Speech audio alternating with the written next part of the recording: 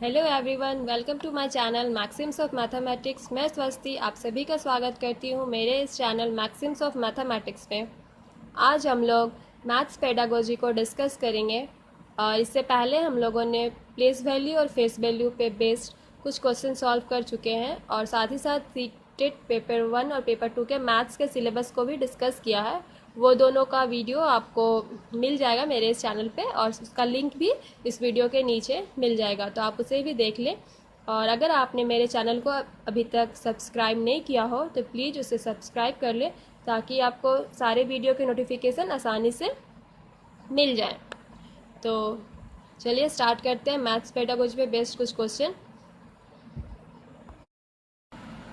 तो आइए, maths pedagogy के डे 1 में आपका स्वागत है। मैं स्वास्थ्य आप सभी का एक बार फिर से स्वागत करती हूँ मेरे इस चैनल मैक्सिम्स ऑफ मैथमेटिक्स में। एक बार फिर से स्वागत करती हूँ मेरे इस चैनल मैक्सिम्स ऑफ मैथमेटिक्स में। और प्लीज़ आप मेरे और ये सारे क्वेश्चंस का PDF आपको मेरे टेलीग्राम चैनल पे मिल जाएगा, तो आप मेरे टेलीग्राम चैनल को ज्वाइन करते हैं तो आप मेरे टेलीग्राम चैनल को ज्वाइन कर सकते हैं। मैक्सिम्स ऑफ मैथमेटिक्स नाम से ही है। तो आज का फर्स्ट क्वेश्चन क्या है, which of the following is an open ended question. पूछा क्या है, ओपन इंडेड क्वेश्चन क्या है। ऑप्शन क्या क्या दिए हुए, why zero is place between negative and positive integer, what are the factors of 24, how many number are there between 12 and 12001, what is the formula of a plus b square। यहाँ पे क्या question पूछा है, which of the following is an open ended question. Open ended question क्या होता है। यहाँ पे दो टाइप के क्वेश्चंस होते हैं, ओपन इंडेड और एक close ended question.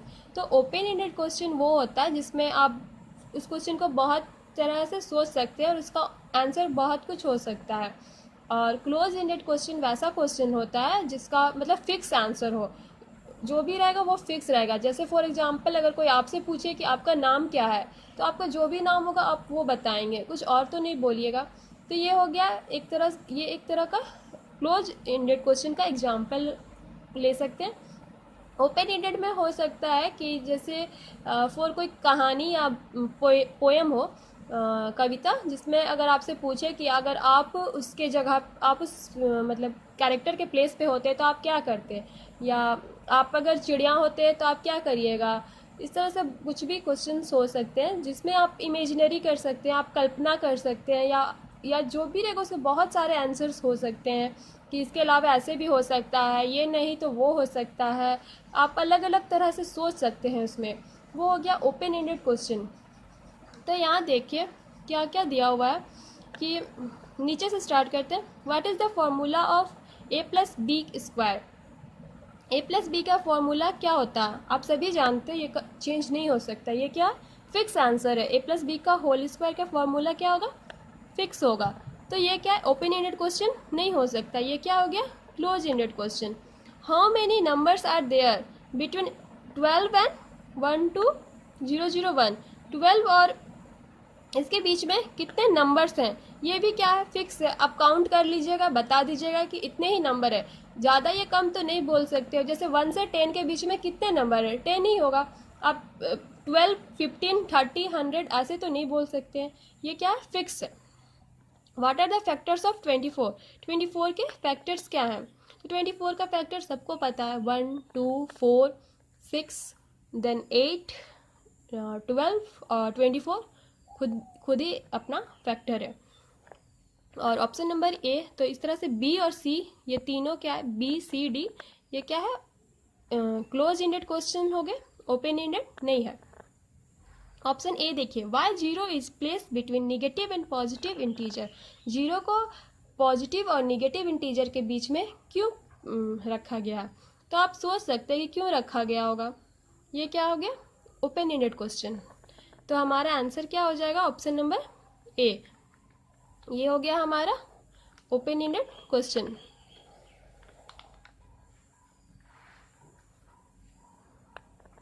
Question number 2 देखिए, क्वेश्चन नंबर 2 क्या है, if A learner is having problem with numbers and calculation, then which of the following disability he C might be suffering from। अगर कोई learner या student है जिसे problem हो रहा है नंबर्स में और कैलकुलेशन में, then which of the following disability he she might be suffering from, तो वो उसे कौन सी डिसेबिलिटी हुई है।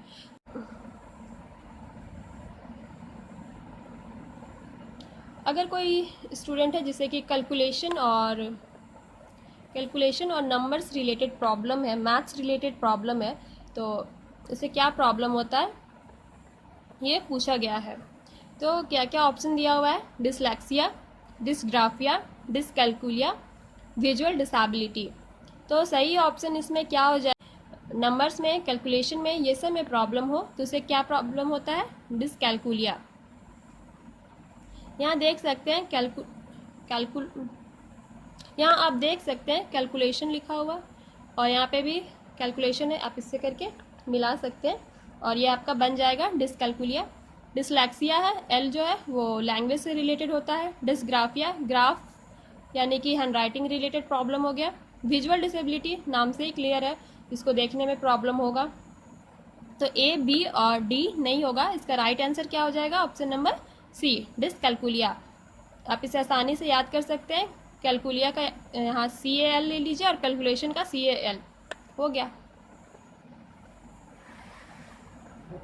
क्वेश्चन नंबर 3 देखिए क्या दिया हुआ है, which of the following can not be consider as a reason for fear and failure in mathematics. इसमें से कौन सा जो है fear and failure in mathematics, इनमें से कौन सा फियर और फेल्योर का रीजन नहीं है मैथमेटिक्स में, डर का और फेल होने का कारण नहीं है मैथमेटिक्स में, कौन सा रीजन होगा। सिंबॉलिक नोटेशन, ऑप्शन क्या क्या दिए हुए हैं, symbolic notation, structure of mathematics, gender differences, classroom experiences. तो किसी भी स्टूडेंट का मैथ्स को लेके डर या उसमें अच्छा स्कोर ना कर पाना या फेल होना, उसके पीछे का रीजन क्या क्या क्या बोला, क्या नहीं हो सकता है, कैन नॉट बी। ये हमेशा ध्यान दीजिएगा, एग्जाम में हमेशा नॉट वाला रिलेटेड क्वेश्चन दे देता है और अगर हम लोग उसे ध्यान नहीं देते हैं तो हमारा क्वेश्चन क्या हो जाता है, आते हुए भी गलत हो जाता है। पूछा है कि रीजन नहीं है, सिंबॉलिक नोटेशन रीजन हो सकता है कि आप सही से कोई सिंबल ना दें तो ये आपका मार्क्स कम कर सकता है, प्लस की जगह माइनस कर दें, माइनस की जगह प्लस या मल्टीप्लाई, ये सब किसी चीज़ में अगर आप गलती करते हैं तो आपका मार्क्स कम हो जाएगा। स्ट्रक्चर ऑफ मैथमेटिक्स, मैथमेटिक्स का स्ट्रक्चर कैसा है, ये भी रीजन हो सकता है। क्लासरूम एक्सपीरियंस, अगर क्लासरूम में अच्छा आपको एक्सपीरियंस ना मिल रहा हो, अच्छा इन्वायरमेंट ना रहा हो स्कूल का, तो भी आप सब्जेक्ट वाइज पीछे पिछड़ सकते हैं। और क्या है, जेंडर डिफरेंसेस, तो जेंडर डिफरेंसेस कभी भी रीजन नहीं हो सकता है मैथ्स में फेल्योर होने का या उसके पीछे के डर का।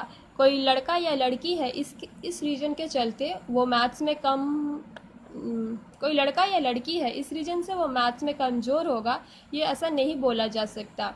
सब कोई, हम हमेशा इंक्लूसिव एजुकेशन को लेकर चलते हैं जिसमें सारे स्टूडेंट हमारे लिए क्या है, समान है और सारे स्टूडेंट को हम एक तरह से मानते हैं और उन्हें पढ़ाते हैं। तो लड़का या लड़की होने से मैथ्स में कम होना या उसके फेल्योर या फियर का रीजन होना ये सही नहीं है कि वो लड़की है इसलिए उसे मैथ्स में वीक होगी या कोई वो लड़का है इसलिए मैथ्स में वीक होगा या उसे साइंस लेना चाहिए, ये सब माइथ है, ये सही नहीं है। तो ये रीजन कभी भी नहीं होगा जेंडर डिफरेंसेस। क्वेश्चन नंबर 4 देखिए, most appropriate strategy that can be used to internalize the skill of addition of money is। सबसे अच्छा स्ट्रेटजी क्या होगा, सबसे अच्छा तरीका क्या होगा कि एडिशन सिखाने का, एडिशन को सिखाने के लिए, मनी का एडिशन सिखाने के लिए सबसे अच्छा तरीका क्या होगा, role play, solving lots of problem, use of ICT, use of modes. ये चारों ऑप्शन में सबसे बेस्ट ऑप्शन जो है मनी का एडिशन सीखने के लिए सबसे बेस्ट ऑप्शन क्या हो जाएगा हमारा, रोल प्ले। बच्चा जब खुद से करके सीखेगा तो वो ज़्यादा जल्दी सीखेगा। जैसे अब बच्चा मार्केट जब खुद से जाएगा, वहाँ देखेगा कैसे क्या होता है, कौन से सामान कितने का है और उसे रिटर्न कितने मिल रहे हैं, अमाउंट, उसने जो अमाउंट दिया उसमें से उसे रिटर्न क्या मिला। तो जब वो रोल प्ले में जाएगा तो वो सबसे ज़्यादा जल्दी सीखेगा मनी का। और giving solving lots of problem गलत है। बच्चे को बहुत ज़्यादा प्रॉब्लम दे देना कभी भी सही ऑप्शन नहीं होता है। वर्कलोड बढ़ जाएगा बच्चे का, वो मेंटली प्रेशर में आ जाएगा, तो वो नहीं अच्छे से पढ़ पाएगा, तो वो मनी का एडिशन भी नहीं सीखेगा। यूज ऑफ आईसीटी ठीक है, बट उतना भी सही नहीं है कि आप उसे सिखाएं, वो एडिशन को सिखा पाए। यूज ऑफ मोड्स भी नहीं होगा। जब बच्चा रियल सिचुएशन में जाएगा, रियल लाइफ प्रॉब्लम से रिलेट करेगा, वो सबसे ज़्यादा बेस्ट ऑप्शन होता है हमेशा। तो रोल प्ले यहाँ पे सबसे बेस्ट ऑप्शन है। तो यहाँ पे आंसर हमारा क्या हो जाएगा, रोल प्ले। क्वेश्चन क्या है, द मेन, हमारा फिफ्थ क्वेश्चन क्या है, the main goal of mathematics education is. Mathematics education का मेन गोल क्या है। ऑप्शन क्या क्या दिए हुए, to help student understand mathematics, to develop useful capabilities, to develop useful capability, to develop students ability for maths, to learn formula and theorems। Formulas and theorem को learn करना, student के अंदर मैथ्स से related ability को develop करना, उससे useful capabilities को develop करना, टू अंडरस्टैंड करे, बच्चा मैथ्स को अंडरस्टैंड करे। तो ये चारों में सबसे ज़्यादा इम्पोर्टेंट क्या है, मेन गोल क्या हो जाएगा, main goal of mathematics education क्या होगा। यहाँ पे main goal of mathematics education यहाँ पे क्या हो जाएगा, to develop students abilities for maths. Student के अंदर मैथ्स से रिलेटेड एबिलिटीज़ को डेवलप करना। क्यों, क्योंकि स्टूडेंट अगर मैथ्स को सीखेगा, उससे रिलेट करेगा, तो ज़्यादा बेटर ऑप्शन होगा। स्टूडेंट मैथ्स को समझे ये ठीक है, लेकिन उसके अंदर मैथ्स से रिलेटेड सारे एबिलिटीज़ आएंगे, ये ज़्यादा बेस्ट है। डेवलप यूजफुल कैपेबिलिटीज़, जो यूजफुल है बस वही सिखाएंगे और अदरवाइज और कुछ ना सिखाएं, ये सही नहीं है। Learn formulas and theorem, learn हमेशा निगेटिव वर्ड होता है, और फार्मूला और थ्योरम को रटना कभी भी सही नहीं होता है। उसे जितना अच्छे तरीके से वो समझ सके वो ज़्यादा बेहतर होगा, अच्छा होगा कि स्टूडेंट खुद से उसे समझे, करे और अपने आप से उसे बना सके।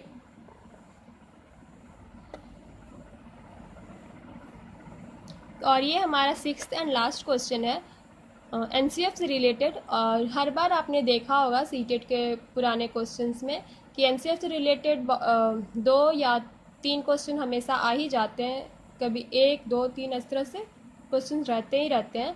सारे पेपर में आपको एनसीएफ से रिलेटेड क्वेश्चन मिल जाएंगे, चाहे वो मैथ हो, साइंस हो, ईवीएस हो, इंग्लिश, हिंदी, सीडी, सब में आपको एनसीएफ से रिलेटेड क्वेश्चन मिल ही जाएगा।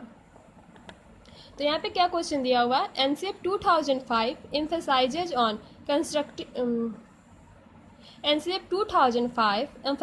on constructivist approach of learning as it focuses on NCF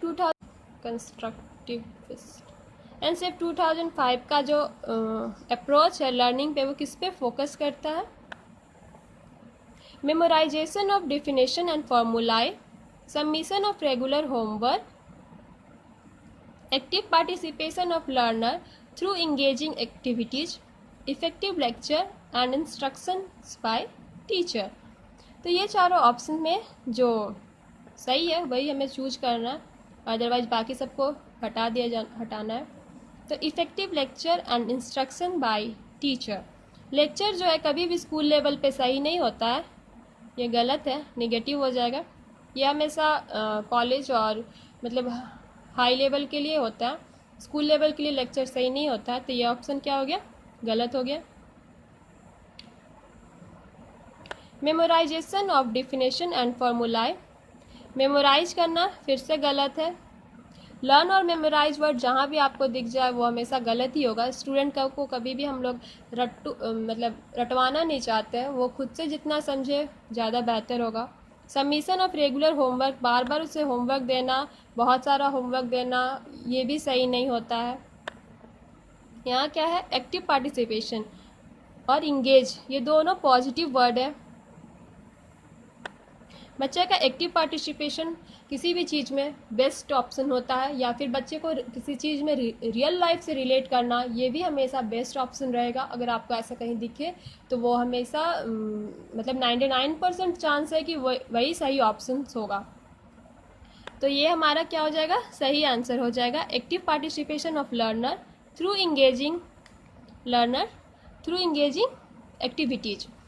student का एक्टिव पार्टिसिपेट करना किसी चीज़ में और वो इंगेज हो किसी काम को करने में, ये क्या हो जाएगा, मेन फोकस हो जाएगा एनसीएफ 2005 का। तो ये हमारा मैथ्स पेडागोजी पे 6 क्वेश्चंस हम लोगों ने कंप्लीट किए और आगे भी इसके वीडियो में आप बनाते रहूँगे। तो ये हमारा एनसीएफ तो हम लोगों ने आज मैथ्स पेडागोजी का डे 1 कंप्लीट किया। आगे भी इस सीरीज़ को मैं जारी रखूँगी। तो आप मेरे चैनल को प्लीज़ ज़्यादा से ज़्यादा लाइक, शेयर और सब्सक्राइब कर लें, ताकि मेरी आगे जो भी वीडियो आए ताकि मेरी जो भी वीडियो बने उसका नोटिफिकेशन आपको जल्दी से आसानी से मिल जाए। और प्लीज़ लाइक, शेयर और कमेंट करना बिल्कुल भी ना भूलें और ज़्यादा से ज़्यादा सब्सक्राइब करें। Thanks for watching my video.